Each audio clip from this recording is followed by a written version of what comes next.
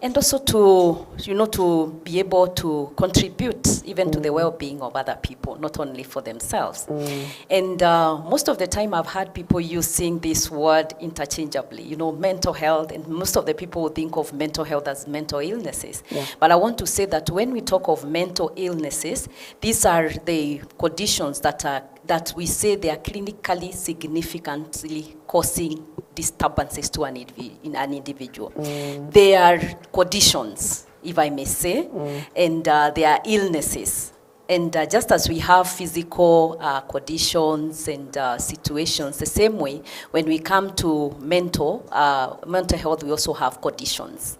And so these are things that are, they affect individuals. They are not able to perform as they should. They are not able to interact with other people. They are not able to enjoy the normal, things they used to do in their daily lives. And that when we say this person is experiencing a mental illness. All right. At that point, how do a person know, rather what are the signs and symptoms of, mental illnesses, and how can people, differentiate that from other, maybe stress or other depression?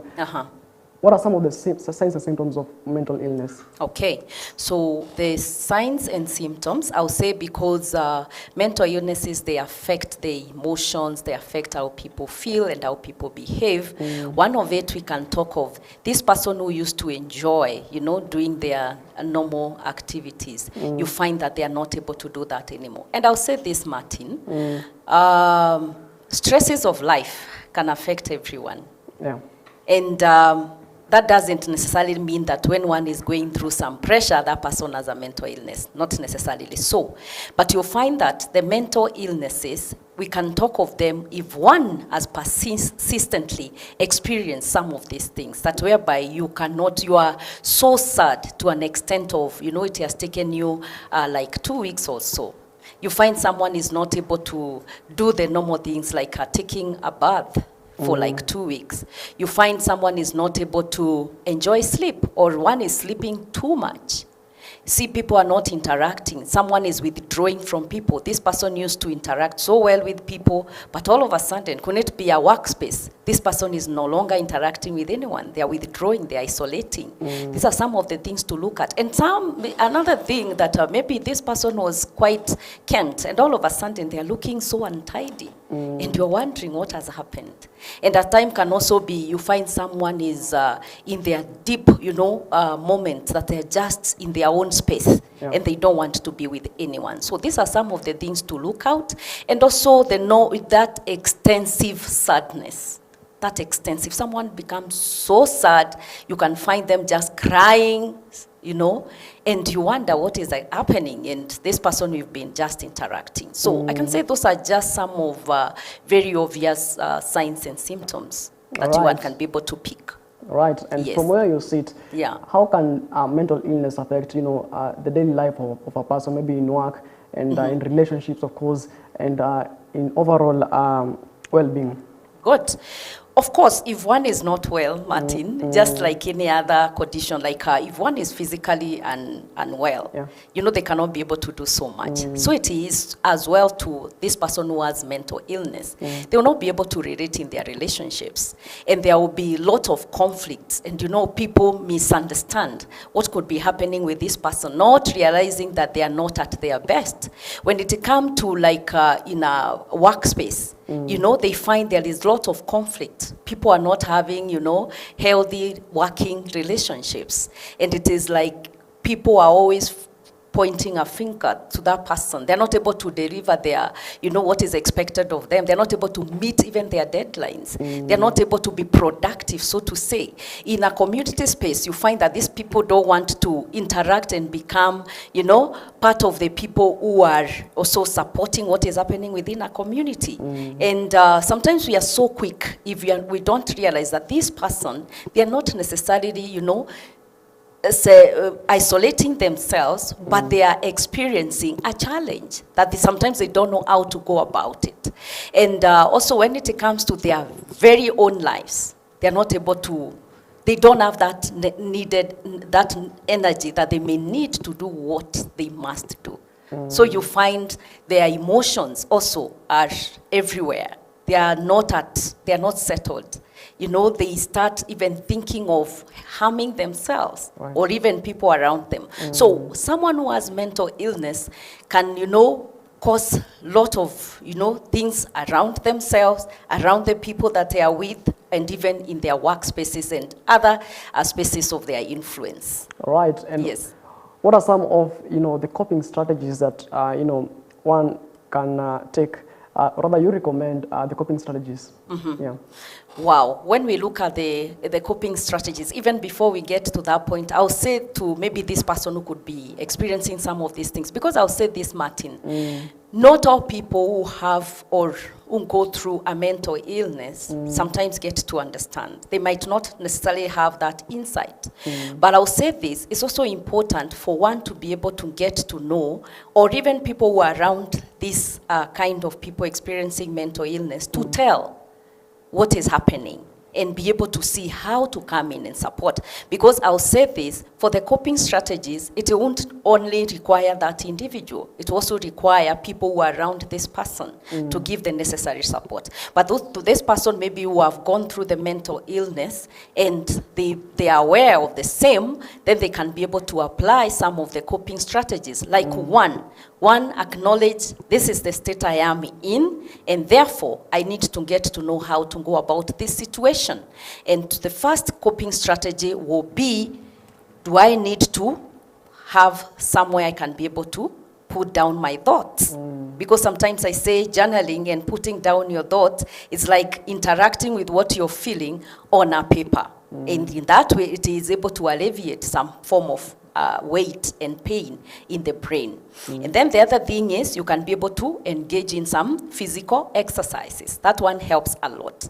You can be able to take a walk, a brisk walk. You can be able to engage in some, you know, lifting some weight here and there, or even doing some running here and there, engaging in a physical activity that is going to help your brain even to breathe and also to be able to get and regain some strength. And the other thing is also in terms of spiritual.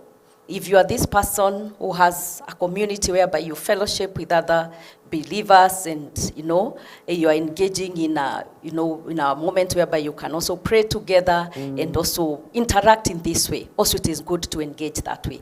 When it comes also to, in terms of how you take care of yourself, I say self-care is not something that is, you know, selfish in nature, so to say. But if you know that this is the rest that you need, take that rest. Rest is not a form of laziness. It is a way of self-preservation, whereby you can say, I'll take a break in this and this and that. And the other thing is not taking, you know, the whole world in your hands. What is this that you can say, for this, I'll say no to this moment. That is creating healthy boundaries, and say for this time I need to take a break from 1, 2, 3, and out of that then you're able to find and keep on rejuvenating yourself. And also I think another coping strategy that you can be able to use is talk to a trusted friend. Talk to that person you think you can be able to express what is going through you freely. Because remember, you're not just yourself, you also have support system right around you. All right. And speaking of talking to someone, you know, they say a problem shared is a problem half solved. Yes. And many parents ought to, you know, take their kids to therapy. So how does, you know, therapy work in treating mental illness? Wow. Therapy, yes, that is one of the intervention in treatment or in support to someone who is having a mental health condition. And I'll say how this therapy works. One, I won't say that it is something that has instant answers, so to say. And when someone comes for therapy, we don't have to say, yes, this is a quick fix, this is a process that you have to follow, so to say. But what we do, we sit together in that safe space and listen to these people with no judgment, so that they can feel that their space is being held, and out of that they can be able to express what is going through them. And I'll say the therapeutic approaches that goes into it is, one, this person is assured that indeed this is where you are at, this is what you are experiencing, and what can we, out of the resources that you have within you. Because I'll say this, Martin, all of us, the way God created us, there is a capacity that he has assigned each one of us. And that's why you realize that even how people are affected by the mental illnesses is so different one to the other. And so you find we sit around to get to see what are these resources that you have within you. How can you be able to tap into that and utilize in this journey? Could this be a condition that is just for a short period of time? Could this be a condition that needs the long-term management? Then with the therapeutic intervention, we get to see how. Do you need to apply this? Do you need to work with? Who with this? Who do you need in this journey as you walk through? And simply, that is the safe space that is usually created for someone who is going through a mental illness. And I'll say this, therapy can only be applied to this person who has insight. You cannot have someone who really don't even understand, you know, like those cases that requires admission. You can't just say, yes, you have to come and sit in therapy for you now to get this support. No. I want to say therapy is not an emergency. Yeah. But what is an emergency is the medical intervention. So this person can be settled, and then they have insight, and they can be able to sit in therapy session. So there are some cases that will need first medical intervention. Could it be admission? Treatment, and then after that, we incorporate therapy. But there are some cases that won't need medical intervention, so to say, like situational depression, or maybe someone is anxious, and then we can be able to work through in the therapy session, and that person is able to bounce back.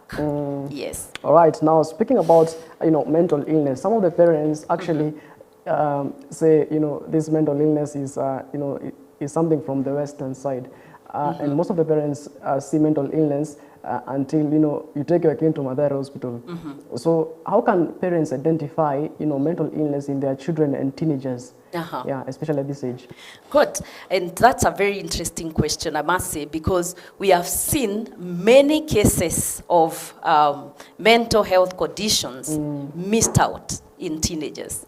Because most of the time people will say, oh, teenagers, they are moody, they are this way, they are that way, and most of the cases have been missed out. Yes, I agree. This is a period whereby the hormonal, imbalance, lots of hormones are taking place in this teenager who is developing. But the way you can be able to note that this teenager is out of the normal curve, so to say, because there are those moods, you'll see them. Sometimes they wake up, they don't feel like doing anything. And I'll say at this period, by the way, most of the teenagers take lengths of sleep. And sometimes I've seen, parents complaining, this one is sleeping a lot. And that is like a period whereby you find them sleeping. And remember, sleep is one of the indicators to tell if things are working out or not working out. But this is what I'm going to say. For that parent, one, your teenager. You've worked with your teenager. And even if it is tantrums, even if it is moods, they take this pattern. So if that one changes, then you can be able to tell. If it changes and it takes more than a week or so, then that tells you this is an indicator that things are not working out. If it is in school and you realize their performance, there are issues like truancy from school, and this is something that was not there before, then that's also another indicator. If this is a teenager who was interacting with friends and they start reporting, she's not interacting with us anymore. She's not interested. She's isolating. And then also you realize there are issues around self-harm. And this mostly happen in teenagers. They start, cutting themselves and doing other strange things. Then that should tell you things are not on the right trajectory. All right. Yeah. Now, for those living with chronic mental health conditions, what does, the long-term management look like? Okay, with the chronic, the long-term management. Yes, this is how it is. As I earlier mentioned, we have those cases that will need to be on long-term management, maybe like to mention a condition like a schizophrenia. This is person who has to be on the long-term medication. And this can take a form of either one is put on tablets or sometimes it will incorporate injections. And when one is on a long-term management, then that means therapy must be incorporated.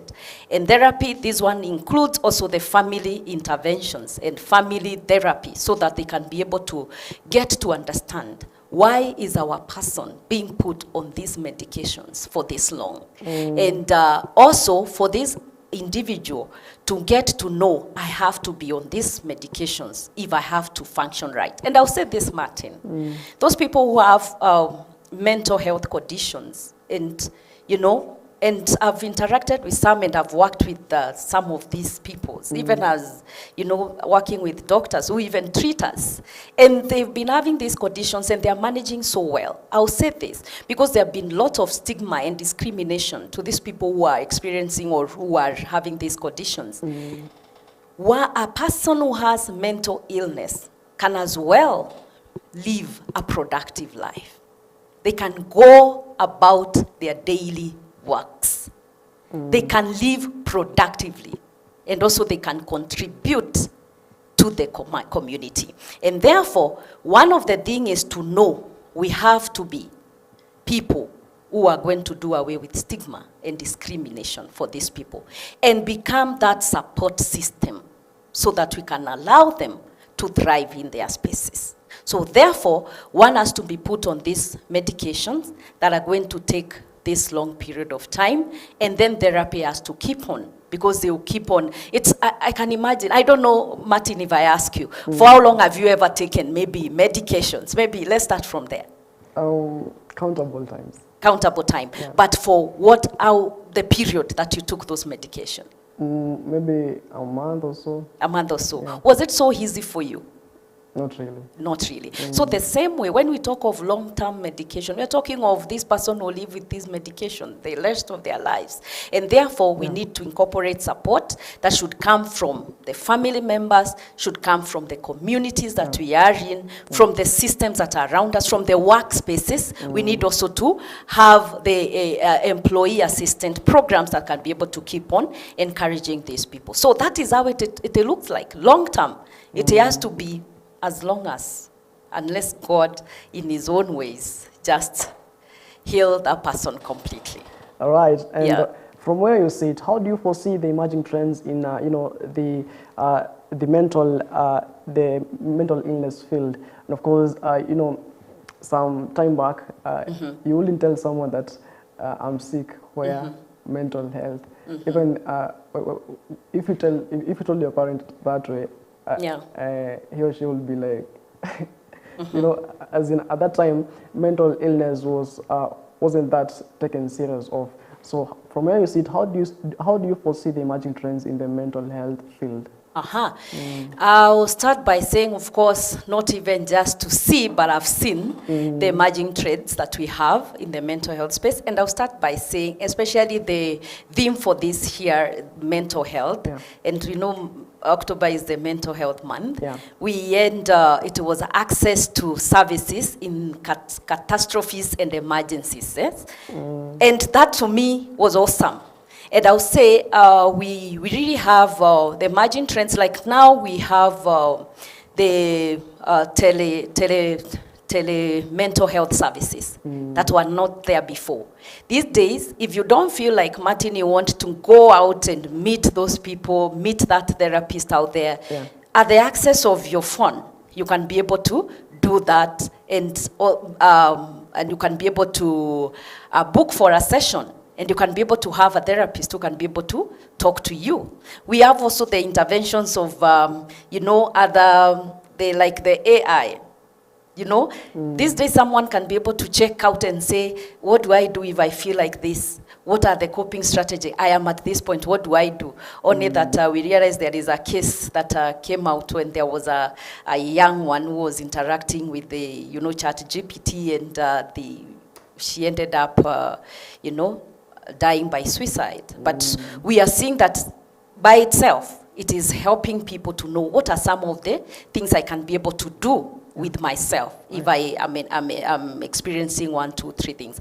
The other thing is we are seeing now the incorporation of mental health services interventions, even within the spaces, like in schools, like now in hospitals. These are some of the health talks that are going to be, shared out freely, unlike it was before. So for me, I can say these are some of the things that are really showing that we are embracing this issue of mental health, and stigma and discrimination won't be the thing in the past. And I'm happy also to see how people now embrace. We don't stigmatize people anymore and, calling mwenda wazimu and all that. People want to really know, what is all this? How do someone get to this point? Yeah. And that, to me, I think we are on the right path. All right. Yeah. Now let's talk about mental illness emanating from grief. And of course, let's major in mothers losing their babies after delivery, rather, a few weeks or months after after delivery. So how can you explain the unique aspects of grief that a mother may experience after losing a child, especially in the early days or months following the delivery? Right. Grief, we say it's a love journey with no destination. And I must say that this takes lots of emotions into it. And especially for this young mother, I'm a mother of teenagers. So I can imagine a mom who has lost a child, maybe at birth or maybe shortly after, as you're saying, 1 month. And remember, this mom didn't connect with this child at that moment when they are born. They started a journey. And I can say this child is not just a child. These are hopes. These are, these are dreams. This is a future. This is, when a mom is carrying a baby, it's not just a baby. And the board that has been built over time. Because sometimes you might think, the body starts when the child is born. But remember, when that baby is conceived and the mom is carrying pregnancy. So I can say what happens is a cocktail of emotions. There is a lot of sadness. There is a lot of anger. There is a lot of feeling like, is it that I'm not worthy enough to become a mother? So what happens if that is not managed? If that mom is not supported, then they can get to a point whereby they end up getting what we call postpartum depression, simply shortly after that. So I want to say, when we talk of grief in mothers, it should be seen of something that is beyond just losing a baby. And I'll say this, Martin, most of the time we are so quick in saying harmful words like, it was just a baby. You go get another baby. It is well. I want to say it is not well at that moment. At God knows. And what happens if we keep speaking such words? They can make even this mother hate on this God you're talking about. Because remember, this is a dream. This is a hope. This is a future. This is a board that has just been cut short. So you find people grieve differently, even depending with their culture and how people also perceive matters around grief. Right. Even, you spoke about postmortem depression. Yeah. What ways do you recommend, for mothers experiencing that? The coping strategies, of course, the healthy coping strategies maybe that they should embrace. Yeah. I'll say this maybe to a mother who could be experiencing postpartum. Before the postpartum depression, of course, remember what we talked about, the indicators to a person who is about to get mental illness. The same way present with this mom who is almost on the onset of postpartum depression. They are not able to take care of themselves. They don't want to talk to anyone. They don't want to eat. Maybe they are sleeping or not sleeping. All these signs, they should be able to acknowledge them. And maybe out of that, then they can be able to reach out for support. And I want to say this, reaching out for support in that moment is not a sign of weakness.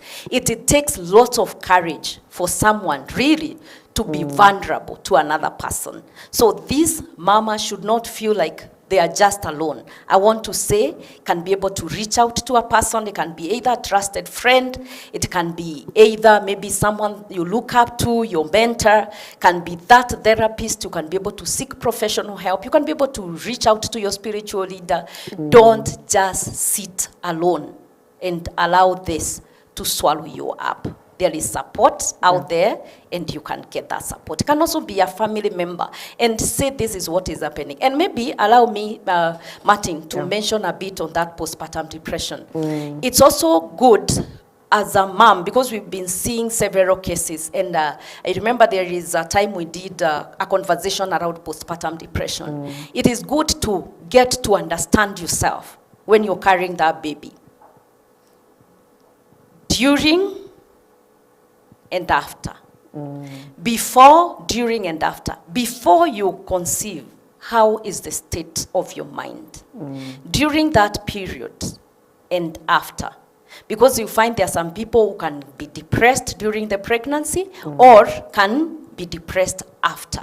And that's where the support system comes in handy to be able to support you. And also to get to know where I come from, because that is one of the indicators in a family setup. You find out if the family has history, then one is likely to be predisposed. But that doesn't mean that you have to get mental illness because it is happening in your family. What you have to do, you have to be a bit careful, know what to do, the interventions here and there, so that you don't get yourself into that point. So that knowledge is also very, very important. All right. Yeah. Now, even as you wind up, your final piece of advice that you will give to someone battling a mental illness, what will be that? This is what I'm going to say. Mental illness is not a weakness. It's only that there is a condition that need to be either treated, need to be supported, need to be, in one way or the other, that person need to be incorporated in a space whereby they can be supported accordingly. Just like any other physical condition that people go through, I want you to know that you are not your diagnosis. You are you, and you can be able to overcome this challenge if you acknowledge and you're willing to reach out and get that support. And I want you to know support is available. We are out here to support you, and you are not the only one. We've walked along with many other people who are doing so well, and they are living their lives, and they are becoming productive in all ways and enjoying themselves. All right. Now, even as we wind up, want you to talk about your book. And of course, Yes. You tell our viewers where they can find a copy of that. Okay, thank you. Thank you for that opportunity, Martin. My book is Inner Rise, and it is Journey Beyond Trauma. And what is here, most of it is my life that has been packaged in a book, that I've experienced several losses, traumas in life, and I've been able to come out to support people. I want to say this, sometimes things we go through, and maybe this person who is experiencing mental illness or any other challenge, you might wonder why all this, but I want you to know, some years back, I couldn't tell that one day I'll write this book that has become a healing tool to many people. But here we are. And I want you to know also your challenge should not limit you. Your challenge, any form of trauma is not meant to kill you. And therefore, for now, we are trying to have this book in our digital spaces, but at the moment, you can have it right from me. We are doing deliveries within town and elsewhere. You can be able to get yourself a hard copy. So how can they find that? So you can get this by calling 0720-990-595. I repeat again, the number is 0720-990-595, and we can organize. And I'll say for the mothers, for those people who are experiencing any challenges, this is a tool that is going to help you, and you're going to find your forgiveness and freedom, and you can be able to rediscover your voice that maybe have been buried a while ago. Thank you. Thank you, Martin. Thank you so much for your time here, for making time to be with us here on the program. Of course, I've been joined, I was joined by Madam Doreen Wachira, who's a lead psychotherapist at Raba Care Center. She has been sharing, dedicated her career to helping individuals navigate their mental well-being. Right? Mental health is a topic that affects each and every one of us, and of course, yet it often remains shrouded in stigma and misunderstandings. Of course, it's a topic that we should have a conversation upon.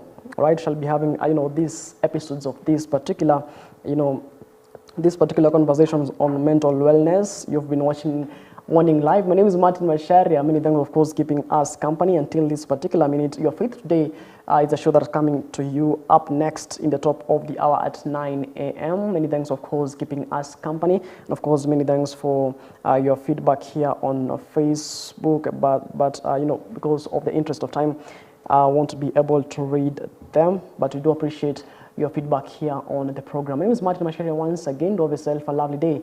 And as always, let's do this again when God says we do.